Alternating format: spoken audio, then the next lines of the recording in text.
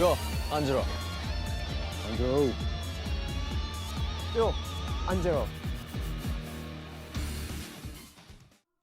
JoJo's Bizarre Adventure. Those 3 words often get one of 2 reactions from my fellow weebs. Either you adore the total insanity brought into this world by the legendary Hirohiko Araki, or you don't understand what the hell is happening and are too scared to ask out of fear of getting dragged into the madness. I've said it before, JoJo is truly the Marmite of the anime world, and you either love it or you hate it. And my friends, I am a true blue JoJo lover.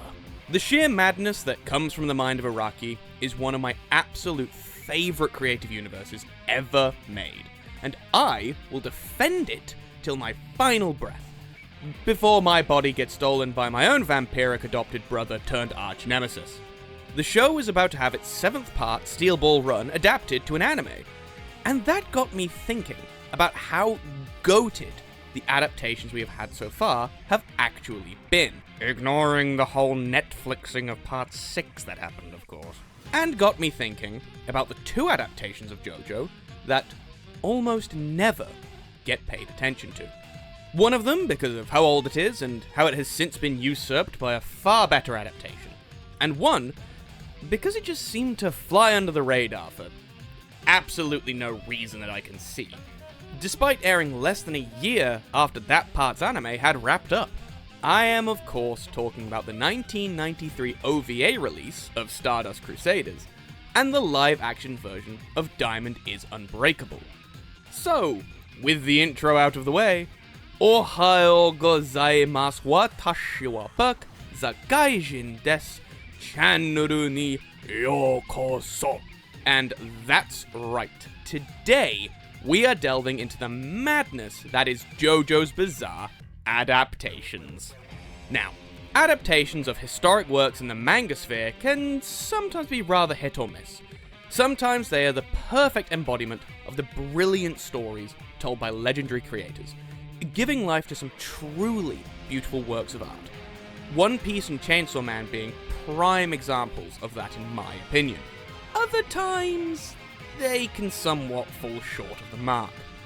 Be it due to studio issues, I'm looking at you, One Punch Man Season 2, or because there is a fundamental misunderstanding of the work being adapted that results in it just being awful. Why, this pile of Junji Ito anime are a great example of brilliant works falling drastically short of expectations.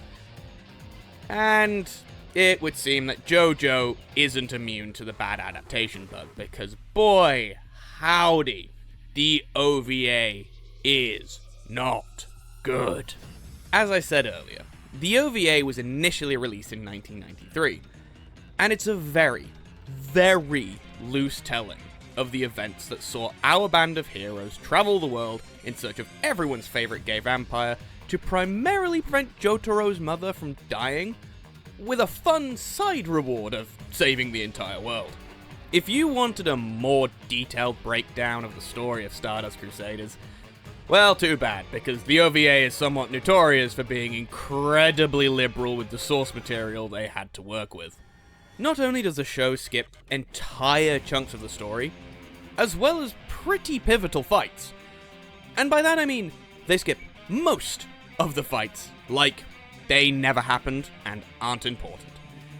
Basically everything that happens in Egypt, aside from the Dio fight and the brothers Derby, they're just gone. They're just considered not important enough to show you. It feels so rushed. You'd think the creators were actually trying to break a record for how little time they could spend making an anime.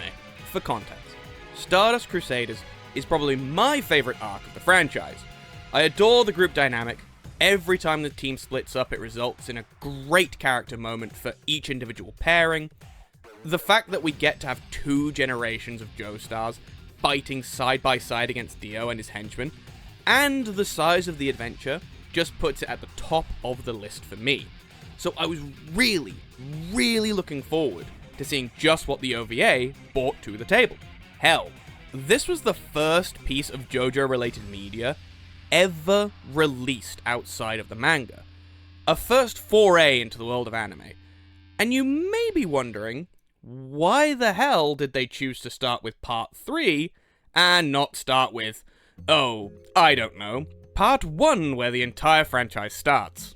Well, let's not forget that this started to come out in 1993. Stardust Crusaders had literally just wrapped up the year prior, so rather than go back to the very start, the creators, APPP, decided to instead start with Part 3 and then go back and fill in the blanks at a later date. And, well, due to how poorly this was received, their attempt to do so never saw the light of day. I'm gonna be honest with you, sports fans. It's bad. The full OVA is 13 episodes, and while I was watching it, not only was I very, very confused as to why so much was omitted, but I noticed that about halfway through, the show had a radical change in art design, and the writing in general suddenly felt super different. Well, you know how I mentioned how they made the decision to start basically halfway through the story by beginning with Part 3? It would appear that that logic of starting halfway through something and just filling in the blanks later extended to the show itself, because for some inexplicable reason, APPP made the baffling decision to actually start the show at the fight with Geb in the desert. Yeah, let that settle in. The show starts at what is episode 25 in the actual anime. Imagine you had no idea of anything JoJo related, and this was your first experience. Not only do you have zero basis for the whole dynamic of the group, you don't even have a fundamental understanding of why the hell they're in the desert in the first place, unless you read the manga. On that note, you have no idea why they're even on this journey. The initial run of episodes were actually episode 8 through 13, before APPP decided to pull a Phantom Menace and called in the company Shueisha to deliver episodes 1 through 7, as a set of prequel episodes. 6 years after the conclusion of the series. The only vague context you have for anything that happened prior to Stardust Crusaders is the intro for each episode, which for episode 8 through 13 shows the opening of the very first chapter. You know, the sacrifice that shows the mask for the very first time. Something that, while I'm writing this script, I realize makes absolutely no sense to show. Because the battle over the mask has already concluded and has nothing to do with Stardust Crusaders. I mean, aside from Dio's vampirism, which, let's be honest, more or less was totally forgotten by this point in the story anyway. To add to the tremendous confusion, episode 1 through 7 actually have a completely different intro. That being the final scenes of part 1, where Dio steals Jonathan's body, setting up the whole point of Stardust Crusaders, which is very, very relevant. But again, if you haven't read the manga, this scene makes absolutely no sense. It must have left first-time viewers incredibly confused as to why a man is clutching a head in a jar and then the head takes his body, and that head kind of looks like a character later on in the show. I have absolutely no clue what the hell happened with this mess of an adaptation, but somehow, it gets worse. You see, when I say they took some liberties with the source material, I'm not just referring to the fact they decided to go all okuyasu and cut massive parts of the show out entirely.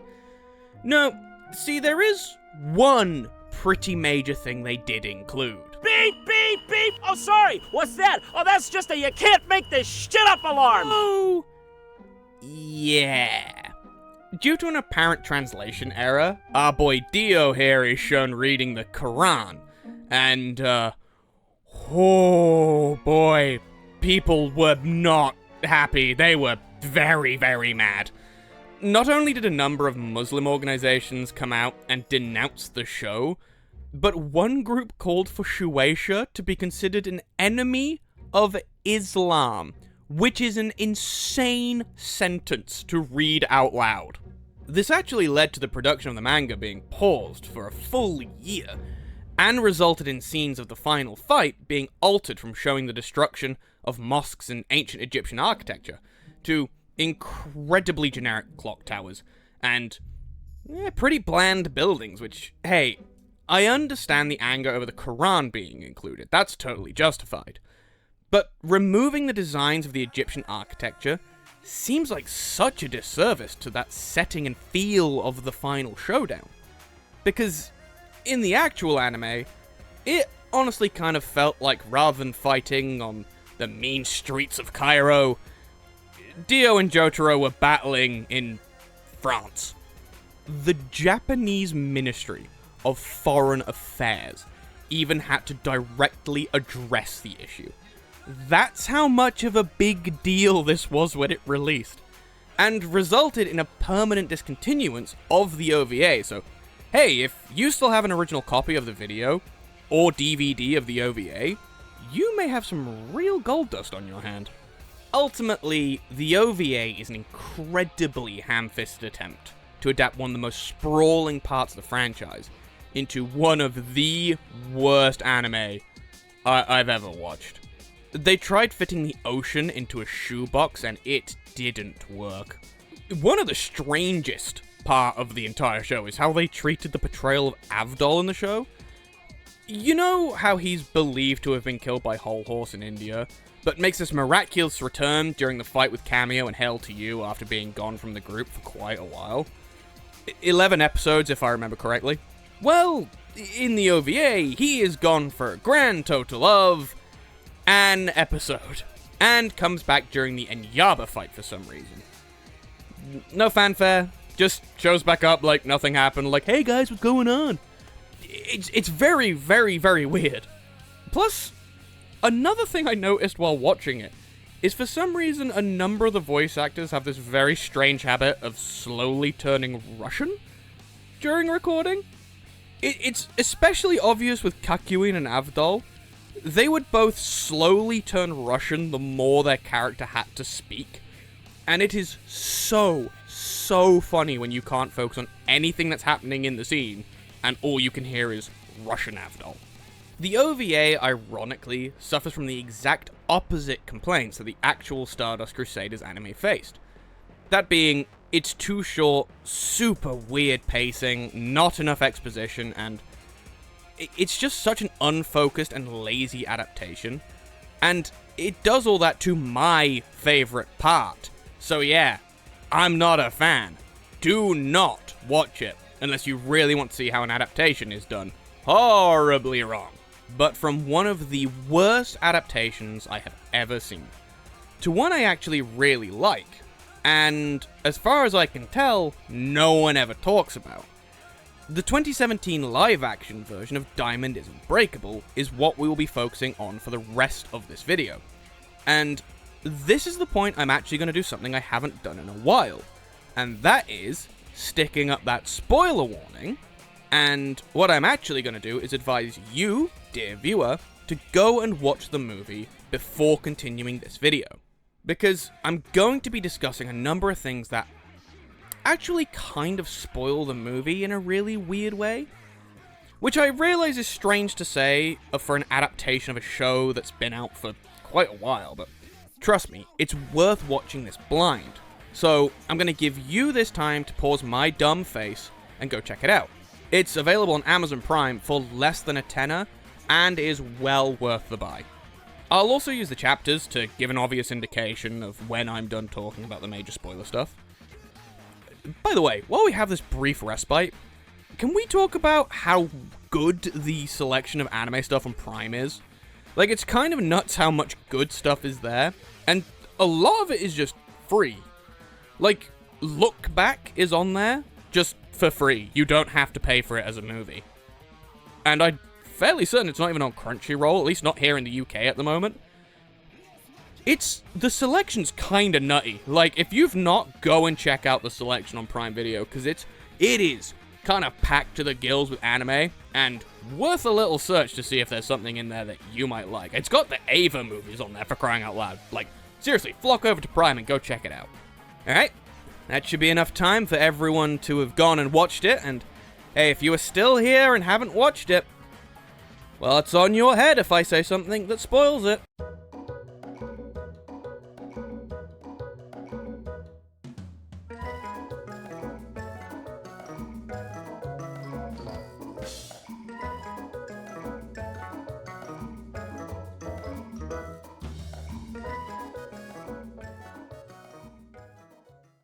One of the first things I noticed with Diamond is Unbreakable live action is actually that they kind of futz with the timing of the events of the show in a way that I actually think really helps the narrative. As you may recall, Part 4 opens on Jotaro arriving in Morio, searching for the Higashikata family, bumping into Koichi and observing Josuke getting into a fight with some hoodlums who harmed a small turtle he was looking at before they insult his hair, and he totally loses his mind. In this fight, he inadvertently reveals his stand to Jotaro, learns he is the long-lost son of Joseph, loses to Jotaro in a quick fight after he accidentally insults his hair. Making short work of his uncle, Jotaro then tells Josuke that there is an evil-looking Morio and that he is there to stop it, kicking off the events that take place in the sleepy little town.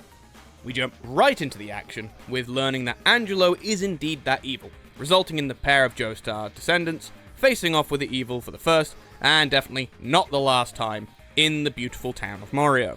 This is a pretty classic Joe jump start that we've come to know and love from Jojo.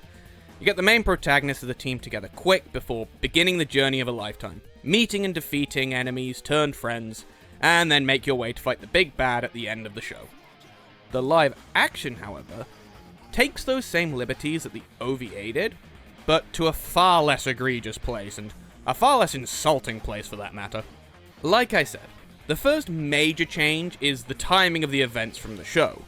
Firstly, we actually open on the attempted arrest by Ryohei Higashikata of Angelo, in the height of his crime wave in Morio, resulting in another murder being added to the list for the most deplorable man in Japan. While Angelo is attempting to escape, he runs into a young man with stunning hair, and a bow with a rather bizarre arrow. This, of course, being Keicho, who shoots Angelo and gives him his stand. After a quick capture and a short interrogation from the police that Angelo dispatches of pretty quick, he escapes, and this gives the reason for Jotaro to make his way to Morio. Now, you'd think we would then pick up where the anime starts, but instead, we actually follow Koichi, who, instead of living in Morio his entire life, he just moved to the quiet town and is about to attend his first day of high school, like in the anime. Opening with actually a really nice little nod to Rohan Kishibe, as Koichi's only two pieces of decor in his entire new room are a poster and his collection of Dark Green Boy manga, which I think is a beautiful little touch that shows that the creator of this movie knows what they were doing. As he cycles his way to school, he finds himself in a bit of trouble when some hoodlums demand money to use a certain passage, breaking Koichi's bike in the process. A passing ruffian with a pompadour happens to also get accosted and ultimately saves the young Koichi by accident because, as you could guess, they insult his hair and the boy we come to love as Josuke loses his goddamn mind, beats the crap out of them, and uses Crazy Diamond to fix Koichi's bike and also the people that he beat up. One of the big differences is, the pair don't really hit it off right away, so they both head to school at this point. And this is when the movie introduces a character I really didn't anticipate them introducing this early into the whole plot that they intended to tell. As I mentioned, Koichi is brand new to Morio in this version of events, so to help him fit in, the school assigns him a senpai to get him comfortable to the new environment, and that senpai just so happens to be everyone's favorite Koichi-obsessed girl with truly crazy hair, Yukako, setting up the very awkward romance and her need to test Koichi earlier in the timeline. And also it ends up showing them interacting a lot more often than the anime actually does. It's not like in the anime where it's just like, girl shows up, falls in love with Koichi, he ends up defeating her, and then they never really talk again until the end of the show. In this, they actually have pretty prolonged experiences of talking to each other, which is a really nice change. Another change is that we actually also get to see a lot of Ryohei just being a really, really beloved small-town cop, interacting with a couple of ne'er-do-wells and inspiring them to be better than they ever could think they could be themselves. Unfortunately, they don't get to live up to that potential, because Angelo makes his return to the scene and ends up offing one and taking control of the other with his stand, Aqua Necklace, leading to the scene in the anime of Josuke stopping the now puppet of Angelo and leaving his own knife stuck in his body. It's very similar to the anime, only this time there's like an entire town of people watching. We then see Josuke's mother and grandfather return to the house, where Ryohei, we'll say, interrupts Josuke's playing video games and interrogates him over just what the hell he was playing at confronting said criminal at the Konbini. After that brief scene, we return to Keicho continuing to find people to join his stand army, with what could be a really fun little nod to Yoshikage Kira in this scene, because the victim that he chooses is a salaryman with a pretty major temper and is extremely angry that nobody knows him. But it could also just be some random dude to show that, hey, the arrow doesn't always work on people that you fire it at. But given that the lore is the arrow chooses people, I think this is a nod to Yoshikage Kira. They just don't really show anything else, so I don't really know. The following day, we finally see Jotaro make his arrival, and everything at this point pretty much plays out like it does in the anime. The only thing that doesn't happen is that there's no fight with any hoodlums, because that happened earlier in the movie. But everything else still happens. Jotaro and Josuke fight, they discover they've got stands. Jotaro tells Josuke they're related, the girls fawn over Josuke. Everything else here happens the exact same way it did in the anime. Meanwhile, the two worst people in Mario at this point, Keicho and Angelo, meet for dinner to discuss their individual plans, and giving a little more exposition on their individual histories. Returning to the Higashikata residence to find Ryohei, Josuke, and Tomoko enjoying a dinner together, talking about the safety of Mario, and also giving a little bit of exposition on Josuke's encounter with the man who inspired him when he was 4 years old, and discussing Joseph Joestar. The next day, we see more of Yukako being obsessed with Koichi, before Koichi is suddenly teleported about a meter away from where he was just standing, and, left incredibly confused, turns around to try and see what the hell happened. At which point he notices another pompadoured ruffian, but with bleached white sides, and a mysterious cross scar on his face. Looking back at him, who we later learn to be our beloved brute who ain't the brightest bulb, Okuyasu. Returning to Jotaro trying to figure out what the hell Angelo's stand power is, he quickly realizes that it's water, and a storm is approaching, so he heads to the Higashikata residence, where Angelo has already tracked Josuke to, and also discovers that his grandfather is the same man who arrested him. This full section of the Angelo fight takes place exactly the way it does in the anime, right down to Josuke turning Angelo into the famous Yo Angelo rock, which is, oh, it's so good to see. It just shows that, again, the creator is a genuine Jojo fan and wanted to give the fans exactly what it is given in the actual anime and the manga. Following the most devastating night of his life, Josuke spends time in his grandfather's room before heading to his funeral. While there, he spots Keicho overseeing things with a wry smile, resulting in Josuke chasing him back to his home, and from here, everything plays out exactly as it does in the anime. Koichi gets shot by the stand arrow, Josuke beats the crap out of Okuyasu, leaving him in the dirt outside, before Okuyasu comes in and saves Josuke from Bad Company's bullets. Josuke heals him, and ultimately they become best buds. Koichi manifests his stand, and together they defeat Keicho before heading up to learn about his father, and show Keicho the error of his ways, before someone breaks into the scene, kills off Keicho, and takes the stand arrow, and bugs off. The film ends with Josuke swearing to protect the city of Morio, Koichi and Okuyasu become his official Joe Bros, a hint to Yukako's stand having manifested, and one final set of shots of a meticulously kept home, a jar of fingernails, and one final lingering shot on a disembodied hand, hinting at the coming of Yoshikage Kira. Now, you may have noticed I somewhat skipped over a pretty key detail in that final sequence of moments in the Nijimura household. Well, there is a pretty big reason to that, and it's because it's such a monumental moment that I wanted to give everyone a second chance to go and see this film before I reveal who it is who kills off Keicho. This is it. This is your last warning. Abandon anger at spoilers or ye who enter here. Okay, so in the anime you may recall that the one to kill off Keicho and grab the stand arrow is actually Red Hot Chili Pepper, setting off the sequence of events that brings Joseph onto the scene. Well, in the film, it isn't RHCP that kills him. It is in fact sheer heart attack that does the dirty deed dirt cheap and results in arguably the coolest shot of the entire movie in my opinion. This is a change that was intended to streamline the narrative for the second movie, which ultimately never got made sadly, but it's one of the big changes I actually really like, because it kind of tidies up that narrative and keeps things streamlined and focused. Another pretty major change is certain parts of the cinematography. Take the fight between Josuke and Jotaro, for example.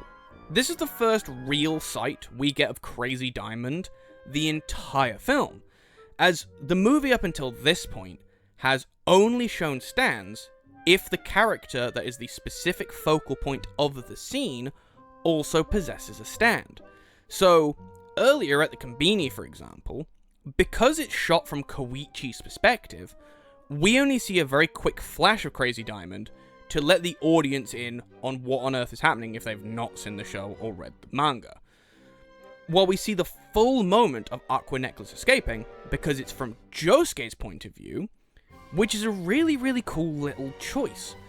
And I think it's really cool because it just makes it feel more epic when a stand is actually shown, and when the stand fights actually occur. It ain't all rainbows, however. One change that I'm really not a fan of is that they kind of took away Josuke's really silly personality. You know how in part 4 he's a kind of goofy dude? Yeah, in the movie he's kind of just a buzzkill. He's really serious and honestly kind of an arse most of the time he's on screen.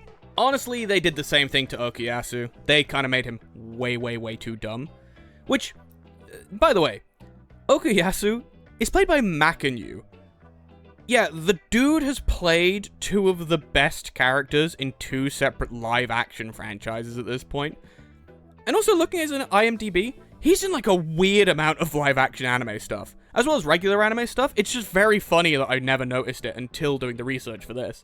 And I was like, oh, he's just in like every live action that they make. It's really funny, and I had to share it when I was reading it. I just noticed it was very funny to me. Also, he nails like the walk and stance of Okuyasu, like the hand in pockets like squat, and the hand in pocket slouched walk that he does. He nails Okuyasu. He puts on the performance of a lifetime as Okuyasu, and he's one of the main reasons I love this movie so much. He's so good in it. It's amazing. Everything else is pretty anime accurate, except maybe Tomoko doesn't really seem to have any hatred toward Joseph. She's kind of chill with him and says like, oh, he's a really handsome and lovely human being, and I really loved him. So she doesn't really seem to care, which is a bit weird. And another pretty big difference, it's the casting for this film, which is very strange. It's everyone in the movie, perfection, beautiful. Except one man, and it's due to the fact Araki's character designs have changed over the years, that he has become a lot more slender, and his facial features have really softened.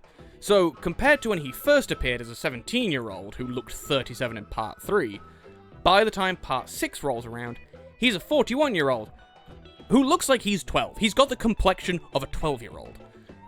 Well, in Diamond is Unbreakable live action, he's supposed to be 27, and for some very weird reason, whether he was leaning into the meme or not, they picked an actor who is very visibly 41 years old to play him.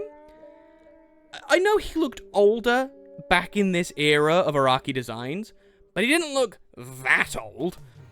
It's really jarring because canonically he's 11 years older than Josuke, but in the movie they legitimately look like their father and son. It's very funny when you're like watching it and you're like, oh, there's a dearth of age between these two actors. It's very funny. But aside from those very, very minor missteps, the movie is so good. Live action anime adaptations have faced a lot of problems over the years due to just being mishandled, having poor direction, or just generally having really bad actors in it, because a lot of the time, it's their first acting gig because it's a way to break into the industry in Japan. Which means oftentimes, they're not particularly that good at acting. Those are not issues that this movie faced. As I've been saying, there's a lot of love and care put into this film from people that really, really, really believed in it. The director even made the choice to primarily film in Spain because of how much Morio looks like a Spanish town with some of his architecture and the inside of Josuke's house. So it's very clear that he loved making this movie. And it clearly shows that these people gave really, really strong performances because they believed in the project. Unfortunately, however, the movie only made 2.06 mil at the box office, and with no numbers for production having come out, but given the on-location shooting that occurred and the amount of CGI required for the stands and fight scenes, I mean, I can't imagine that it made its budget back, or at the very least, it struggled to break even, so sadly we won't get to see Diamond is Unbreakable Part 2, probably ever. But what we do have is pretty damn good, and I implore you, please go watch it. It's such a fun couple of hours, and if you've got fellow friends that are Jojo fans or even just anime fans, it's so worth it. It's so good. But with that, I'm going to end this video here. Long and short of it is do not at all, under any circumstances, watch the OVA. It is such a tremendous waste of time. Just watch the normal anime, but do go and watch the live action movie. It's genuinely one of the better live action anime movies I've ever seen, and it doesn't feel like a slap in the face to everything Jojo. The movie itself just slaps in general. Thank you for listening to me rant for as long as I have. Hopefully this makes up for the rather sporadic uploading since getting made redundant. Look, my world got flipped upside down pretty quick, and I ain't talking Fresh Prince style. Life has gotten hectic, but hey, we're getting back to a level playing field in life. We're starting to balance some things out. We're getting back into rhythms, back in routines, and hey, that means that the videos will be coming out back in regular timing, back at regularly scheduled intervals. And the anime videos are definitely going to be back. This is, basically 2 months worth of me coming up with a dumb idea. I'm back. It's fully back. I'm sorry for anyone that has watched my stuff, continuously, and I've not been around. So hey, I'm back for good, baby. If you like my dumb ramblings, please consider hitting the subscribe button with Crazy Diamond's fixing touch to fix it from saying unsubscribed to subscribed, and nail the like button with Star Platinum's patented order, and use the power of Echoes Act 1 to share this video to as many people as you can far and wide. I, as always, have been Burke the Gaijin, and remember, tell your friends, tell your family, tell a stranger on a train that this is where you'll find the funky freshest of dumb content, baby. YouTube will shortly be showing you 2 videos. One is my previous anime video, and the other is a video that it thinks that you'll really like. So please consider checking them both out, and give me a little bit more of your time today. Wherever you are in the world, I hope that you are having a sugoi morning, afternoon, or evening, or generally one hell of a day. And I will see you in that next video. Sayonara! Bye-bye!